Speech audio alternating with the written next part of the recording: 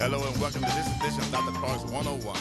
I'm your host, Dr. Gary Clark, and today we're going to talk Policing 101 with my good friend, who's also been a frequent guest on the program, Mr. Roland Doucette, who is retired New Orleans police officer. And greetings and welcome, my friend. How you been? Hi, Dr. Clark. Good seeing you again. Yes, indeed. I know you've been on the program a number of times. You always like to we always like to have you come on when policing matters and Yeah. issues of concerns when it comes to policing in our community and Mm. policing period. Hmm. But before we begin, how's things been going? I've been doing well, Doc. I had a little bout with cancer a year and a half ago, but no chemo, no radiation. So my checkups been coming back real good. So, it's one of those things that God puts on your plate. You just got to deal with it. You know what? All we have to do is just keep living. Yeah. Yeah. Yes, Exactly indeed. right, Well, Doc. we're glad to see you here and to be involved in the process because it's one of the key things that we got to survive. I know, and we live now in a particularly transitional uh, political environment on a national level, Mm. federal, and also with state and local politics. Hmm. And for those of us in the African American community and the Black community, it's always been my belief that we've been a very resilient people. We are. To go And through what we've gone through yes, for generations after generations, yeah, we must be resilient. oh, to say the least, and recognizing that we're resilient, we're the conscious of America, and even becoming not just the conscious of America, but we're also proactive people. We also are part of the leadership of America. But I want to talk today about policing 101, and in particular, I like to talk about the terrorist attack Mm. that took place in New Orleans during in the beginning of the year.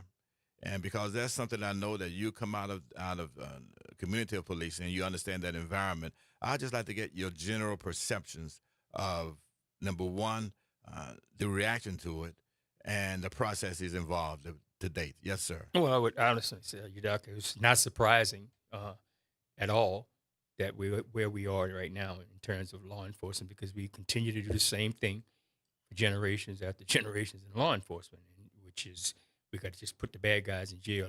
That's the normal thought process that's been used. But I'm one of those persons who's always believed that you have to fix the problem if you want to reduce crime issues. Uh, and I hearken back to before that incident on New Year's Day or New Year's morning is back when we had the second line issue a few weeks before that. Yes.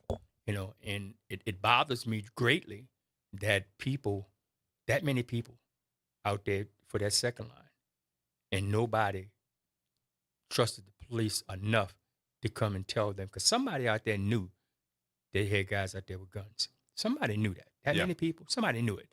But bothered me is that nobody trusted law enforcement enough to post somebody on the side.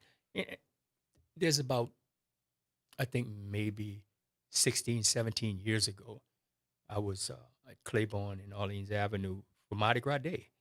And when things broke up, we were all headed towards our vehicles, and all of a sudden a gunshot went off. And people started running. And as they were running, one guy was running past me and he said, Officer Doucette, he said, the guy's got a green jacket on. He's going towards Prayer Street on Orleans. Long story short, we made the arrest, got the guy with the gun. What he did, he shot a pit bull. They had a guy that was in the crowd with a pit bull, and he was like sicking the guy on. He said, "Man, don't do that." You're right. Right. And he was, you wind up by shooting the dog. Long story short, Hmm. but somebody trusted me enough to tell me what was going on, and that's the thing that still bothers me that we still don't have the type of rapport with the community that when something happens, nobody tells the police what's going on. And but the report was a product of the fact that, as you mentioned just now, he said your name. Yeah, yeah, he knew who So I that was. means that when you first establish some sort of relationship in the community, and is it difficult to establish a relationship? Trust doesn't come easy, Doc, especially in our community with law enforcement. It doesn't come easy, I'm the first to recognize that. However, once you establish that trust and commitment, it got to a point when I was working in public housing that I can walk into somebody's house in full uniform and not put that family at risk as being a rat or something like that. the people would just say, "Oh, that's just Dusa." Yeah. So you become a part of that community. And once you've done that and established yourself as being firm but fair, that you're back there not to hurt people, but to actually help people, which is what you got in all the police cars: trust and protect and serve, right? Well, you can't just protect and serve people that's got money. You know what I'm saying? That don't work. You got to be fair, and people will establish whether or not, because those windows in especially like in housing projects that I worked in, all those windows have eyes. They see what you do. They know what you are. In all our neighborhoods, Of course. whether you live in low Of income or course. middle class Of neighborhoods, whoever it course. is, they have eyes. People are paying attention. They're paying attention. You'll be surprised how many folks can tell you who go into your house, Yeah. who drove up, who stopped, who did not Yeah. stop, You know. and the bad guys know that as well. Yeah, exactly, exactly, and even at that, some of the bad guys understood that my focus was going to be to give those young children an opportunity that they really didn't have. Some of them at all, you know. And the way we do that is that I'm put them in the mix. You got to help me protect this neighborhood. Even the guys that was out there committing violent crime and stuff, they wasn't committing it in my neighborhood where we were, and that's big. That's a Yeah. big deal for me. Well, you said that you're absolutely correct. It's just like on the football team where you play a sport or whatever, you play your position. Exactly. And if you play your position well, it's going to be protected. Yeah. Oh, yeah. Offense or defense. Yes, indeed. Now, you said something earlier that I think was very, very important. Is the fact that you saw this, you were not surprised that this was going to happen, and that it did happen. I just like to talk about some of the mechanical breakdowns, as you know. And we know that when they finally do an autopsy of what's taking place, we're going to see many of the breakdowns.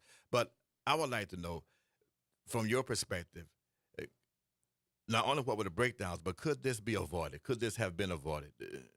Well, The terrorist attack, or Ta- it could have been minimized. could have been minimized. Yes, Yeah. that, It could that's have the been point. That's minimized. perhaps a better But if somebody's rephrasing. becoming radicalized, Yes. you know, what caused that person to become radicalized? And you have to go back, way back to what the causation, as opposed Yeah. to what happened. Let's find out why he got radicalized. And unfortunately, we got a lot of people that has no faith in the system, especially with the political climate we're going into now. You know, there's no faith in the system at all. And if you listen at some of the people that are up for positions in this particular cabinet, I mean, it breaks your heart, you know, to see the total disregard for the structure in the law that we've established for years and years and years is completely being thrown aside. Well, I would say as well that when you speak about the radicalization of individuals, is that you're going to have an entire generation. You're looking now at so-called lone wolves. That's okay, that's fine. Mm. But you're going to have a completely different generation, because when you discover that when you look at you don't find African, black people, brown people, people of color. You don't find women of power and influence involved in the governing process. Mm-hmm. And then when they look up and see that they are victimized not only by the civil system, but also victimized by police and everyone else, then you're going to have it's going to take place. And That's why I'm not surprised. heaven forbid, and I say heaven forbid, but it will not be surprising when you find many of these so-called gangs that exist. If they should ever decide that they want to form coalitions with the ISIS people and these other people, and they may not be ideological, they may do it for money with some ideology involved, because they feel repressed in this own system. Yes, sir. There's a group of white supremacists out there, large numbers of them, and now you've got a group of black guys that have come together, and black women, Yeah. have formed their own policing strategies for how they're going to deal with their neighborhoods and what goes on in their neighborhood. And a lot of times it's okay when you see and I'm not a racist by no stretch of the imagination, but when you see white guys walking around with guns and stuff, most people feel that, well, that's no real big deal. But you put your hands in some of these black guys out there and see how that attitude changes.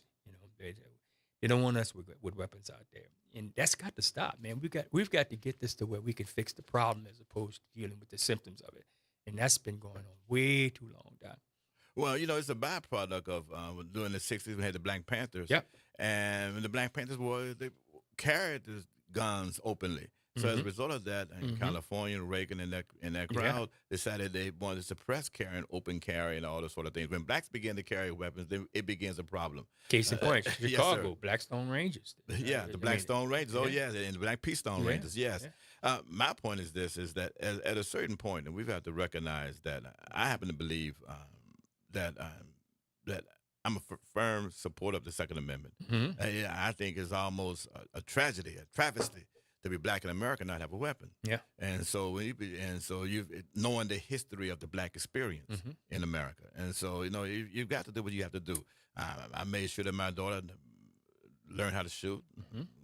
get her 9mm, all those sort of things. It becomes an imperative in this society because, truthfully speaking, this is a dangerous world that we live in. Yes, it is. But getting back to the original, what can one do to protect the quarter? Is the quarter a place where it can be protected? The reason I asked that question is because in the past, this is not the first. This is the first one of this scale. Mm-hmm. But there have been individuals who have gone through the quarters and the French Quarter and on Bourbon Street that have hit individuals that have hit and caused death and mayhem in the past. Mm-hmm. Well, what can be done to protect the quarter and protect Americans and protect the citizens in this particular open society that we have with the sort of things that one does when they come to the city? Yeah, I had a conversation with my cousin Ronald who's actually a retired captain for the police department, and Ronald, as a sergeant, was in charge of the Vieux Carré, the whole Vieux Carré area, and follow up investigations. And he told me that there were large pipes that he would have his people put in the ground for major events to try and make sure that they can reduce the amount of traffic in the quarter, and they did. Uh, but if somebody like this guy, let's say that truck would have been stopped at Canal Street, he already had bombs and ice coolers and stuff. If he is hell bent on causing destruction, it's almost impossible to stop it. You can't stop it. And to be honest with you, Doc, if you listen at what was being said at the press conferences, you really don't want to put a lot of emphasis on suppressing that area of the city because it makes too much money for the state. A lot of revenue. And the state really wants to take it over. Exactly. For years, they've been wanting to take it over, in particular, the lieutenant governor's office. Exactly. So let's be. I remember at one point when I was working, there was a directive that was given about young ladies on the balconies exposing their breasts. We got to put an end to that. It's causing too much problem with large crowds doing pickpockets and stuff like that. We did that for like 2 days during Mardi Gras one year, and then they came out and said, "Leave that alone," because tourists wanted to see that. Yeah. That's a part of Mardi Gras. It's a part of what goes on, our culture here. So to say that there's some way that could have been avoided, I don't think so. Because if somebody's hell bent on committing, like they got people that got bombs that they strap on themselves and blow themselves up. Yeah. And they believe in that.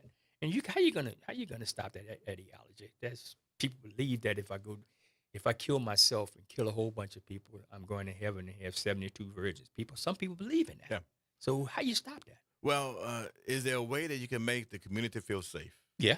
Mm. Yeah. The way you can do that is that if you can get police officers to get to a point, and not just for major events, but just every day have people that can talk to them that they believe in, their trust. The whole deal with law enforcement is supposed to trust the police. You're supposed to believe that if you talk to the police, that you're not going to get yourself in trouble by just talking to police and giving them information. I believe in that wholeheartedly. Right. And I think one of the things that I'm still disgusted about, and I think that's why I got away from a whole lot of political issues, because I'm one of them persons that believe that we need to fix our young kids from K through 6th grade.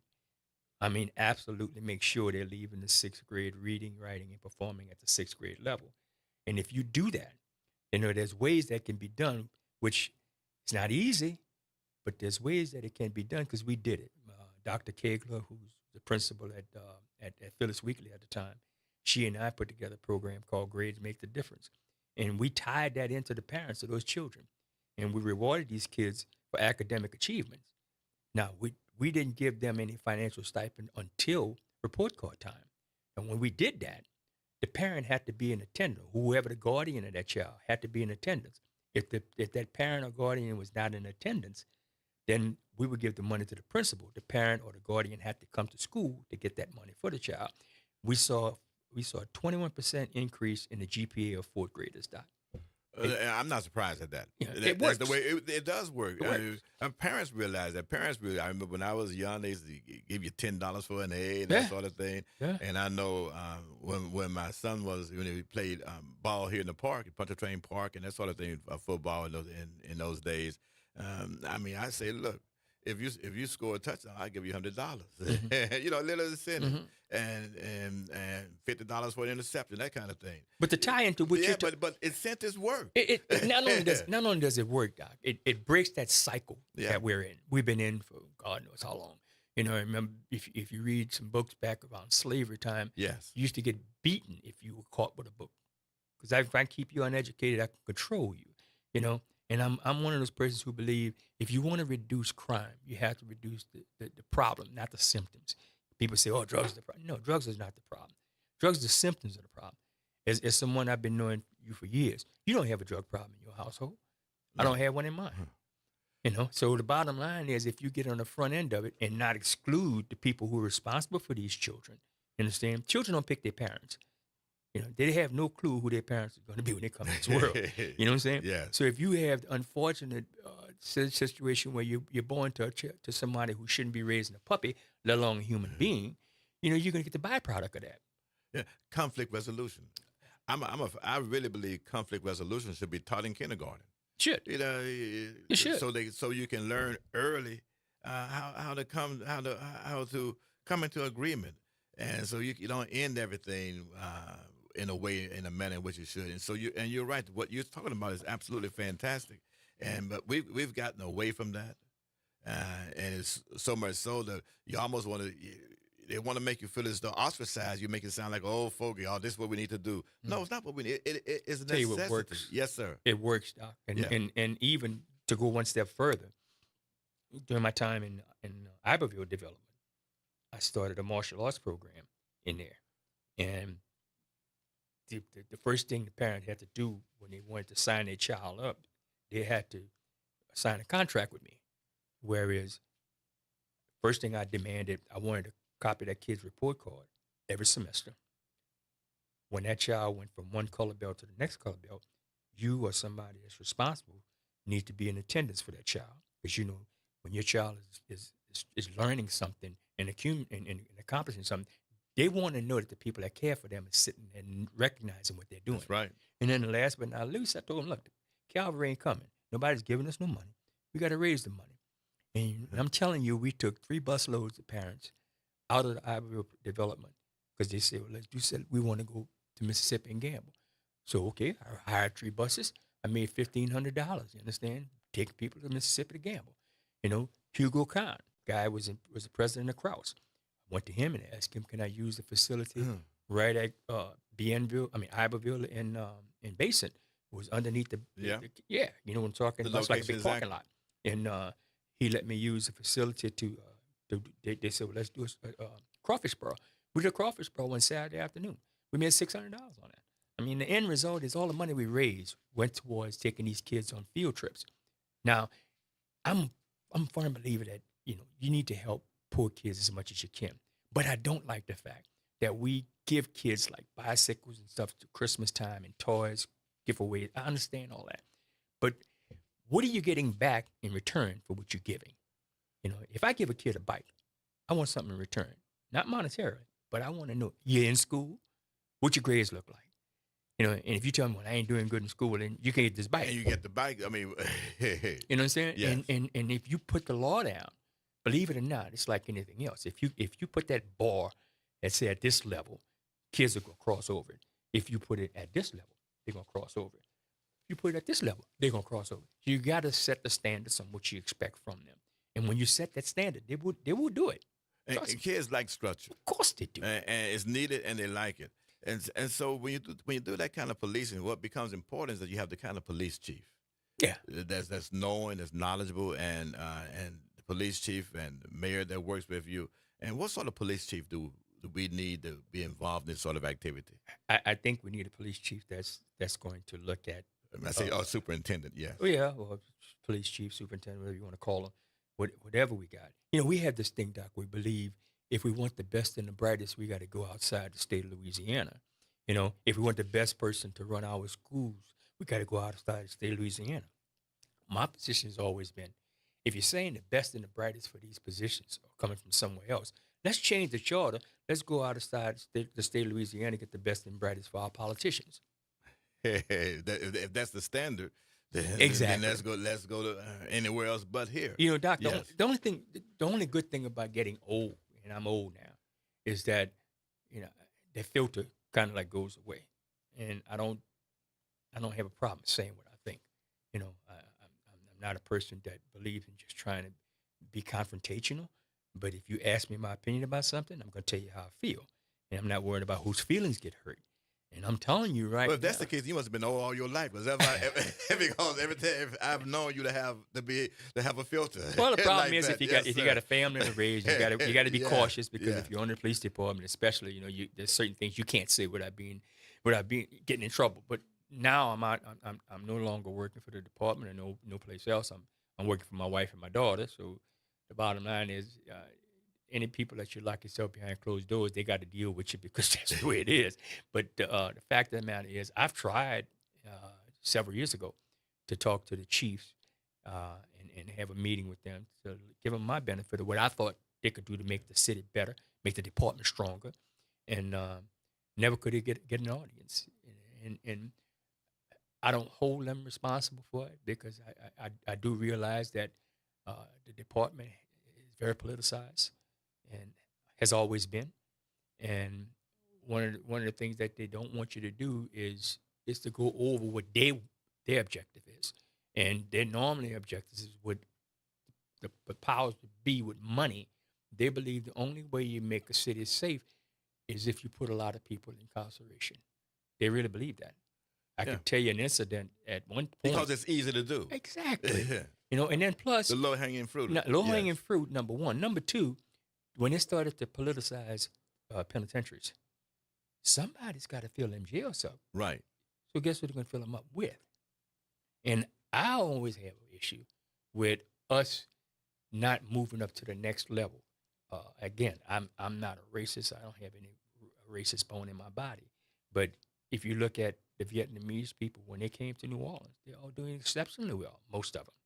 You look at the Spanish people; they got restaurants popping up all over the place. They're doing extremely well in our city. When are we going to fix our problems where we don't wind up being just somebody bussing tables or driving? And there's nothing wrong with those jobs, but why has it always got to be our jobs? Like it was said before, Yeah. you're taking black jobs. What is Right. black jobs? You know what I'm saying? I know what the perception is. Black jobs is something on the low end of the spectrum. I think we can do a whole lot better than that. But it comes back to what I said originally. You have to get these kids educated from primary all the way to the sixth grade. Over the years, I can honestly tell you that more than 65-70% of the people that I put in jail read and writing second and third grade level. Yeah. That's the problem. That's the reality as well. That's And the many of them problem. come to college like that. That Can't read. have If they to have can remedial read, training. they can't comprehend. Have to have remedial training. Yeah. When my baby girl went to Xavier, they went to orientation and they were making it clear, like your moms and dads, we know your children might have A's and B's where they came from, but here we don't give it out like that. Yeah. She wound Different up, program. yeah. But now you have to compete at that level, and if you don't have that foundation, I'm not saying that every kid has to go to college, Doc, but to be a productive citizen, you got to read, you got to write, you got to be able to measure, you got to be able to count. Well, it takes that to even understand a trade. And that's what I'm talking about. My brother's a contractor. Yes. The guy You got who- to be able to read blueprints. If you can't read a blueprint, you've got a problem. Well, the guy that's my electrician, he's also my plumber. He can't hire anybody to work, and this boy is making over $350,000 a year. Yeah. But he can't find nobody because, like he told me, he said, Roland, he said, I can't put just anybody in your house. If this guy's got a criminal background, I can't leave him in your house. I have to be right there watching him the whole while he's working. I can't put him in your house to do something after I've trained him and then leave and go somewhere else. See, I got to be there with him because I'm responsible for him. So I understand how it perpetuates. One thing perpetuates Yeah. another, you know.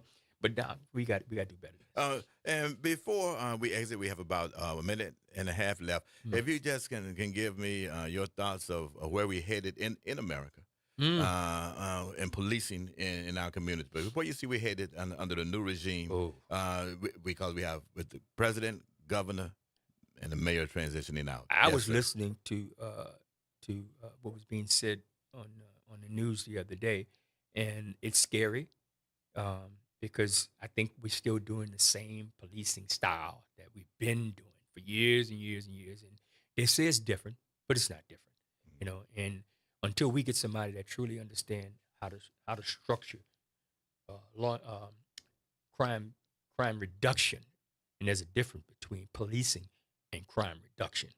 If you want to reduce crime, Yeah. you have to deal with the causation of crime. You can't just say I'm putting people in jail. This comes from a person who's been in the community, on the beat, years of experience, and you say, no, it doesn't come with just incarcerating people. It's Dude, look, you could put 10 guys that stand on the corner, you know, selling some dope. You could put all 10 of them in jail. They got about 75 of them waiting to take their place. absolutely. And again, I want to thank you for Oh. coming. And this is absolutely fantastic. I And appreciate again, you having me. this again is my good friend, Roland Deuce, as retired NOPD officer. And I want to thank you all for joining me. You can follow me, Dr. Gary Clark, on every platform of social media. And we'll be back next Wednesday. And as always, it's been a pleasure.